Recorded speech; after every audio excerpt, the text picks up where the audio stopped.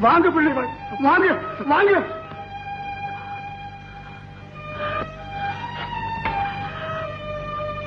அப்பாடா,